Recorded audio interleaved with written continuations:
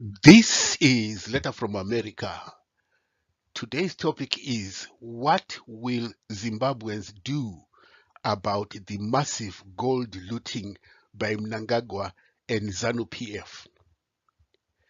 The long-awaited exposure by Al Jazeera about the massive multi-million dollar gold smuggling ring has begun. But the news about corruption in Zimbabwe has been around for many years. Zimbabweans are acutely aware that Mnangagwa's ZANU PF government are looting billions of dollars of taxpayers' money every year. The only news in Al Jazeera's exposure is how the looting was taking place or is taking place. Mnangagwa and ZANU PF hypocrisy has been exposed. In their political pronouncements, Mnangagwa and ZANU PF like to say that Zimbabwe will never be a colony again. Yet Al Jazeera showed how white people and Indians are involved in laundering money from gold sales in Dubai. In fact, white people and Indians are the masterminds of this corruption. Mnangagwa and ZANU PF are paid partners in this criminal enterprise.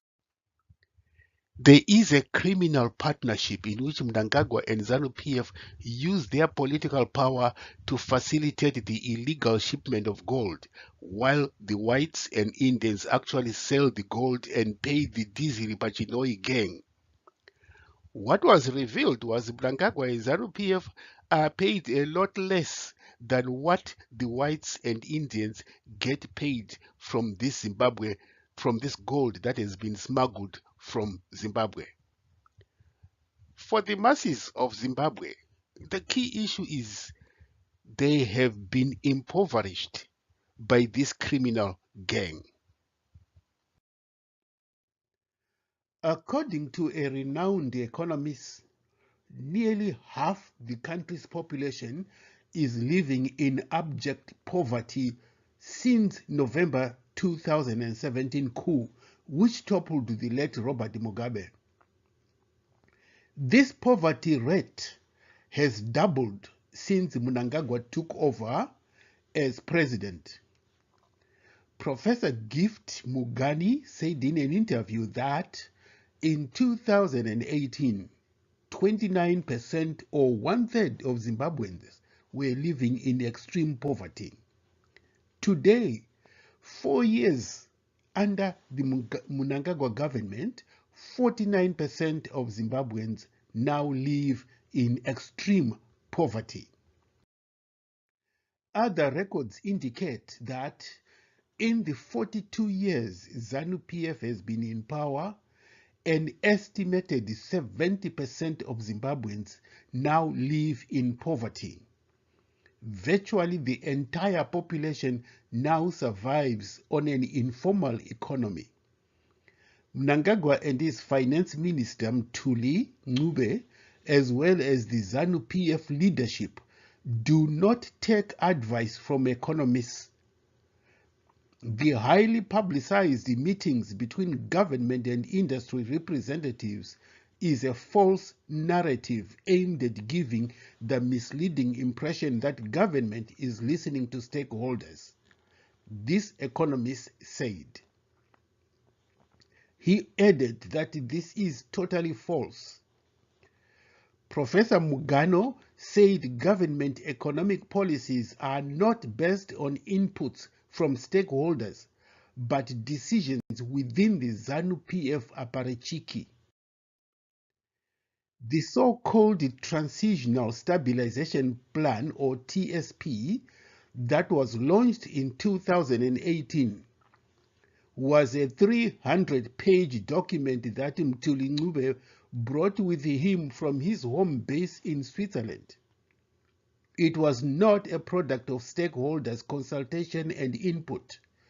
It was never made available for review or consultation, but was implemented immediately.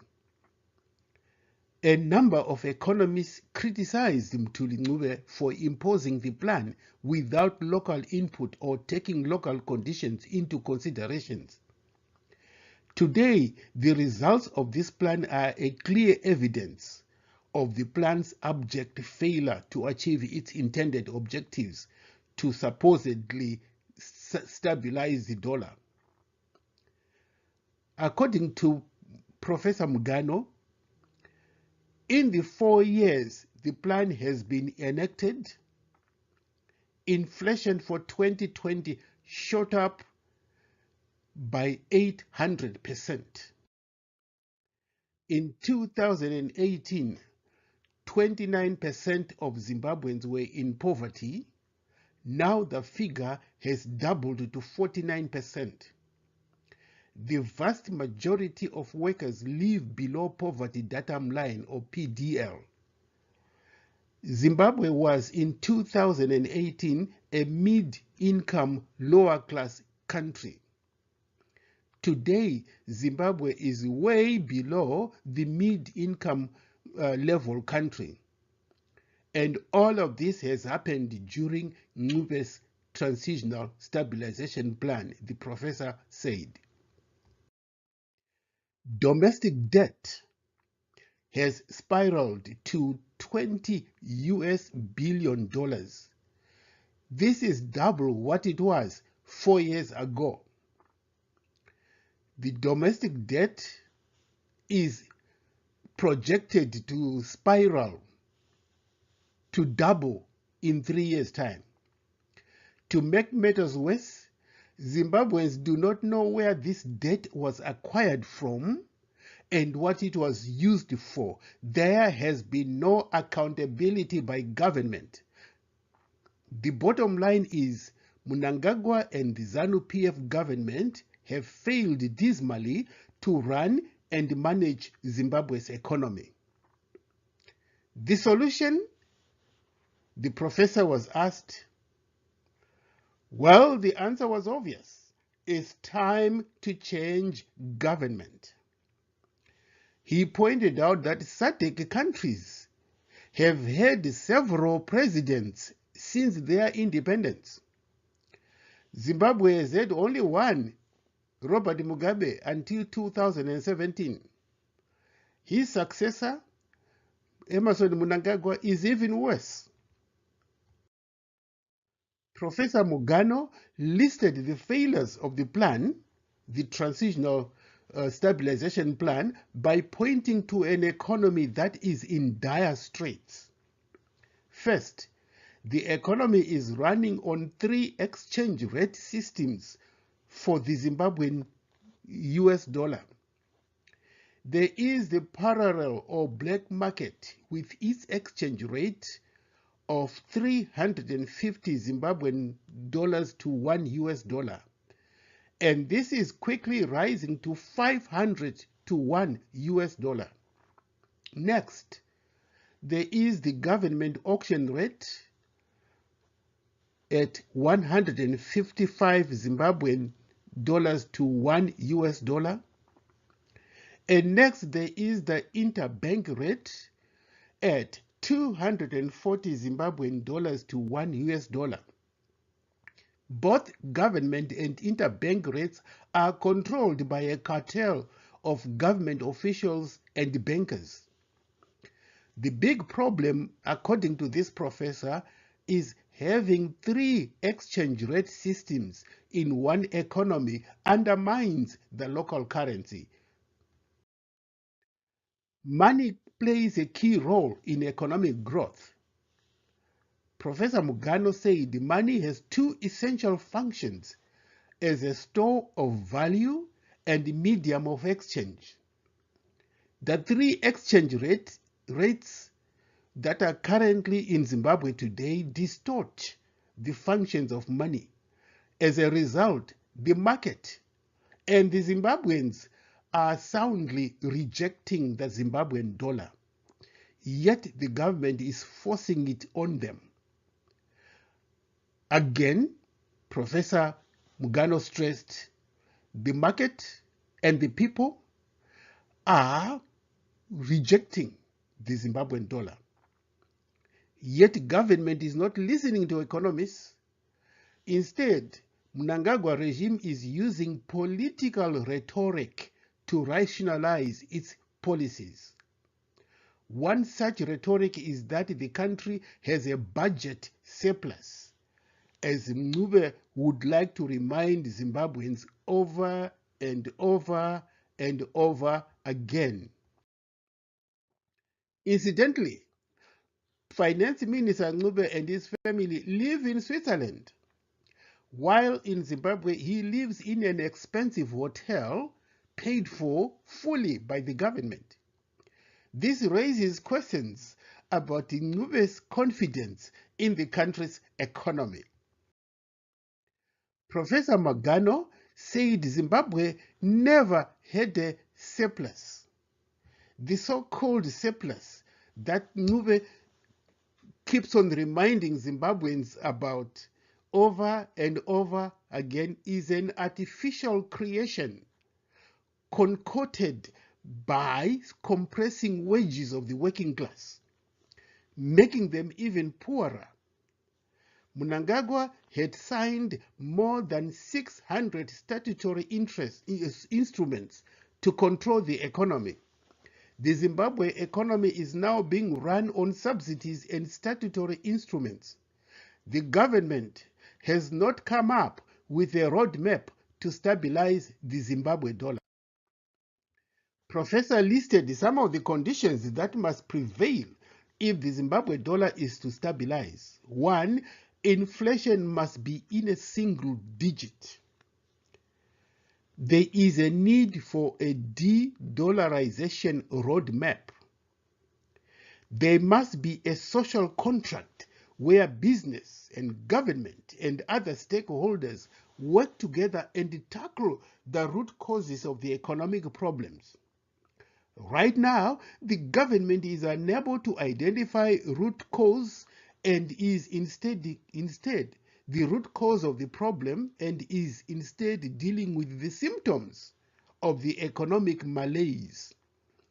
The government is unable to come up with evidence-based, consultative, and science-based policies that will dynamically deal with the root causes of the economic problems in Zimbabwe. The so-called meetings, ostensibly to show that government is consulting with business sector, are a mere show-off, Professor Magano said. He said Mnangagwa does not listen to any inputs. The Mnangagwa government has what he called a permanent disease of misgovernance. CCC or Triple C Vice President Tendai Biti earlier this year said government has a very poor investment strategy. Sectors that needed good budgetary support are being underfunded. Only 30% of budgets for health and education were allocated by September 2021. Yet the Home Affairs, Army, CIO, and President's Office budgets were over-allocated. Recently, the Army and Police received pay increases, but teachers and nurses are still struggling with paltry pay. Both BT and Magano said the investment climate in Zimbabwe is very poor. The Zimbabwe is open for business declaration by Mnangagwa is pure political rhetoric with no substance. Magano said investment inflows into Zimbabwe amounted to 1.1% of the national GDP from investors. In the 1990s, it was 20 to 25% of the national GDP. However, the elephant in the room of this economic free fall is corruption. It is estimated that Zimbabwe is losing more than $1 billion every year to corruption. Worse still, the Mnangagwa government is silent on the issue of corruption. Mnangagwa made fun of corruption when he told a rally that many people had asked him what happened to the $15 billion that the late Mugabe said had disappeared. Mnangagwa said he was also asked what he was going to do about corruption. Mnangagwa's answer in Shona was, ndakaona kuti ini ndaiwe ndiri muhurumende, saka ndakati rega ndinyarare. I noticed that I was in the government that was accused of corruption, so I decided to keep quiet and not to answer the question. Mnangagwa also said in answer to what he was going to do about corruption, again in Shona, he said, mumwe akanditumira tsamba achiti anoziva wanhu wakaba mari yehurumende. Ini ndikamuti musoro wako nyarara. Someone sent me a letter in which he revealed individuals who had engaged in corruption. I said to him, shut the F up. For years, Mnangagwa and ZANU PF have been quiet on the crime of corruption. It's only recently that some members of ZANU PF are now calling for a statement on corruption. Mnangagwa is protected by the constitution, which says he cannot be called before parliament. And as he always stated, he decided to keep quiet about it a long time ago. The big question is, will Mnangagwa agree to testify before parliament? Or will he invoke his privileges not to attend? If he decides not to attend, what will parliament do? Does parliament have sufficient courage to impeach him? Or will they abandon their demand for Mnangagwa to appear? After all, ZANU PF has a big majority to decide how parliament will react. Summoning the president to parliament is a sign of the changing times, however. National dissatisfaction with the ZANU PF government is now making inroads within the party itself. This is because a few members of ZANU PF are getting the lion's share of what the late Bishop Desmond Tutu once called the gravy train. The billions of dollars that are being looted are not shared equitably among the ZANU PF aparichiki. Some, like Tagwirei, are getting a lion's share. Others are getting pittance or nothing. Worse still, members of the army, police, CIO, and war veterans are getting the raw deal. They are at the bottom end, but they do most of the dirty work in inflicting violence on civilians on behalf of ZANU PF.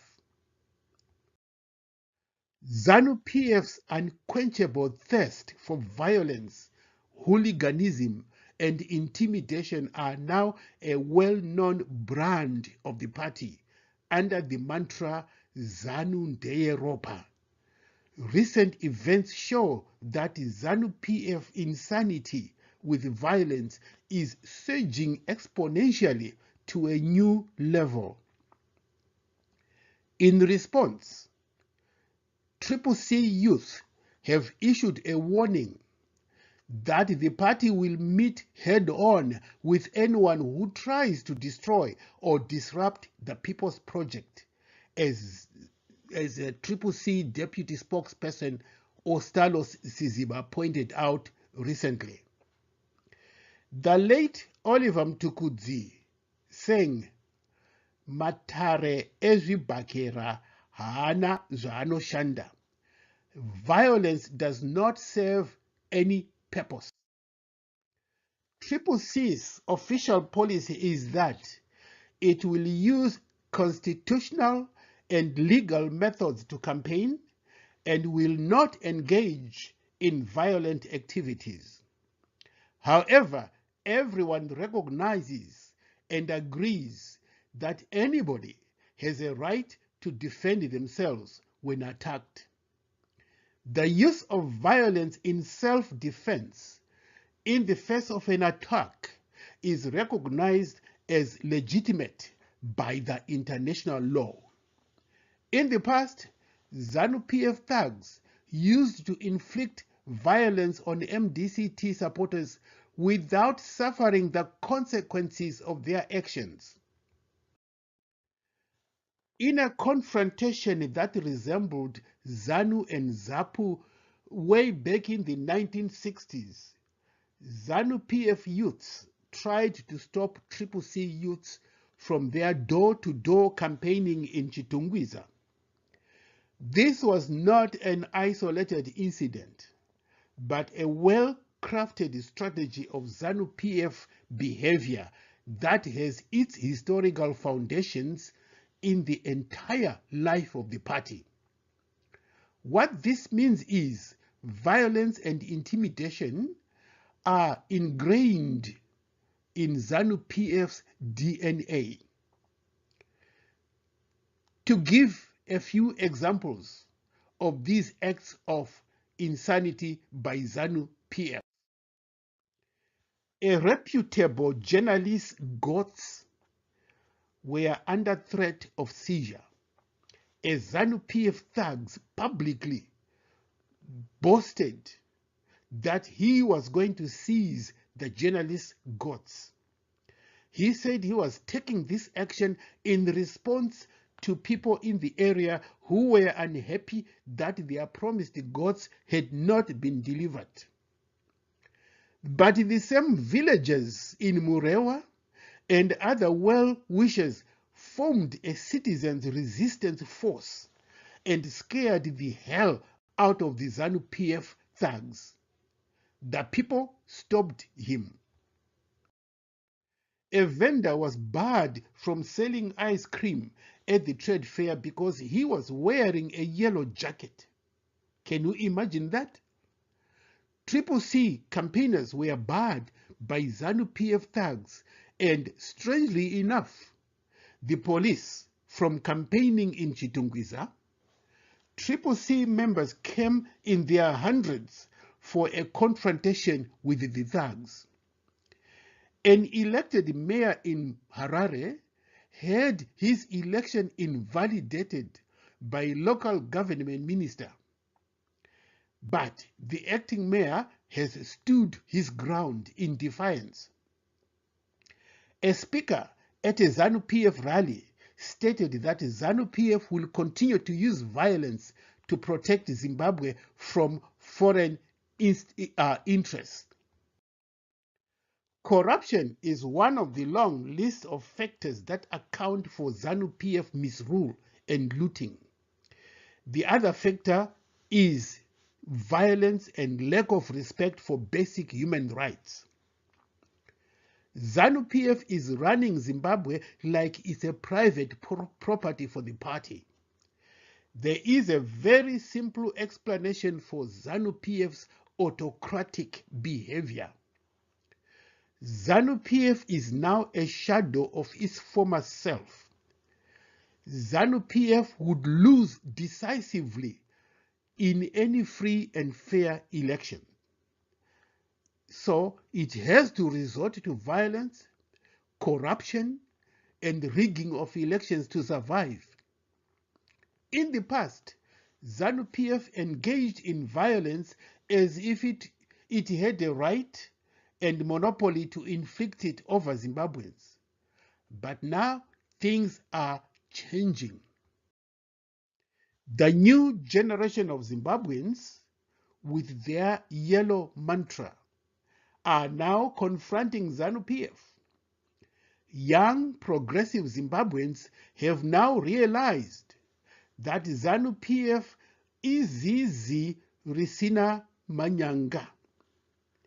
A number of instances where ZANU PF thugs tried to intimidate were met with stiff resistance. An attempt to abduct Makomborero Zwinawashe failed dismally when local people rescued him in a dramatic confrontation.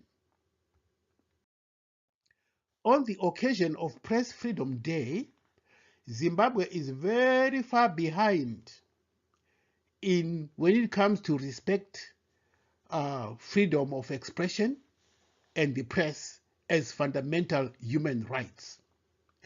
According to the United States 2020 country reports on human rights practices in Zimbabwe, numerous factors contributed to a flawed overall election process, including 1.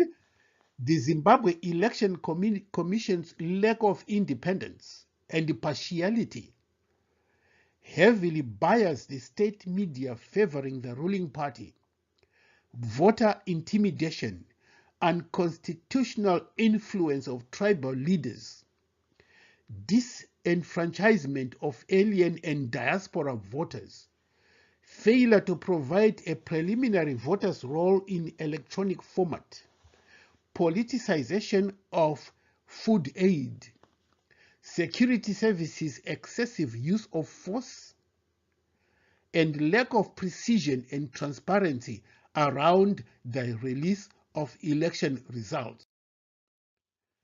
The Constitution, the Zimbabwean Constitution, provides for freedom of expression and of the media. But the law limits these freedoms in the so-called interests of defense, public security, or professional confidentiality. The government has continued to arrest, detain, and harass journalists and critics. While independent media continued to operate, journalists and editors practiced self-censorship. Government failure to investigate or prosecute attacks on human rights defenders and peaceful protesters led to a de facto restriction on freedom of expression, assembly, and association. Zimbabwe has only one locally based TV station that is government-owned and controlled. All other countries in the SADC region have multiple TV stations that are independently owned. And this speaks volumes about media freedom in Zimbabwe. According to Tony Riller, writing in the publication The Daily Maverick, the latest in the repressive laws in Zimbabwe are the proposed amendments to the Private Voluntary Organizations Act. And this reflects how deeply the ZANU PF government fears its citizens. NGOs in Zimbabwe enjoy a much higher confidence ranking from the citizens than the government leaders. A survey by the Afrobarometer showed that 79% of Zimbabweans trust NGOs. Riller notes that while this law, Private Voluntary Organization Act, is ostensibly to prevent money laundering for terrorist activities, Section 6.1 clearly shows the intent of the government. It makes it a criminal offense for NGOs to provide funding to political parties. These actions by the ZANU PF government under Mnangagwa that clearly deprive Zimbabweans of their basic human rights show what the government must not do if it wants sanctions to be lifted.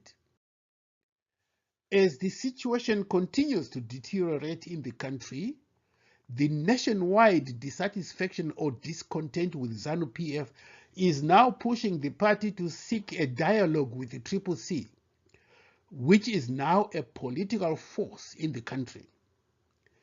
The problem is ZANU PF will try to set conditions for this dialogue in order to give the false impression that it is the Triple C that is desperate for talks. One condition is that Chamisa and the Triple C must dissociate itself from statements made by Lord Jonathan Oates in the British Parliament. Mr. Oates said MDCT under Monzora is a puppet of ZANU PF. He also said the by-elections were not held on a level playing field. In the past, ZANU PF has pushed MDC alliance and now Triple C to denounce sanctions. There are two glaring fallacies in these demands by ZANU PF. First, Lord Oates' statements were true. The by-election was not held on a level playing field. That is a fact, and ZANU PF knows it. Secondly, Monzora was given on a silver platter the Morgan Richard Trangirai building by ZANU PF after it had been taken away by armed police from the rightful owners, MDC Alliance led by Chamisa. Third, under Zimbabwe's Political Parties Finance Act, the $149,850,000, which was due to the MDC alliance led by Chamisa, was forcibly taken away and given to Monzora. Fourth, only Triple C rallies were harassed and in some cases banned by the police, while Monzora's tiny meetings, poorly attended meetings, went ahead without any problems from the police. On the question of sanctions, ZANU PF is the cause of the punitive measures imposed by the international financial institutions. These sanctions were imposed for two reasons. Zimbabwe defaulted on its debt repayment to international financial institutions. Two, Zimbabwe has an abysmal human rights abuse record. And ZANU PF knows that for sanctions to be lifted, Mnangagwa and ZANU PF must repay their debts and respect basic human rights. Triple C has absolutely nothing to do with the sanctions. This is a bilateral matter between ZANU PF and the international community. This concludes today's broadcast of Letter from America, a weekly in-depth analysis of the situation in Zimbabwe. Thank you for listening.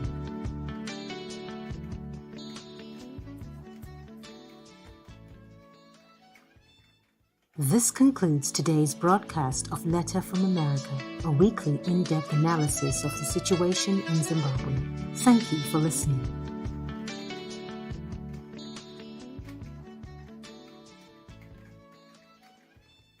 This concludes today's broadcast of Letter from America, a weekly in-depth analysis of the situation in Zimbabwe.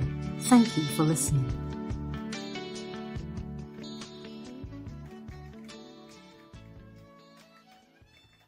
This concludes today's broadcast of Letter from America, a weekly in-depth analysis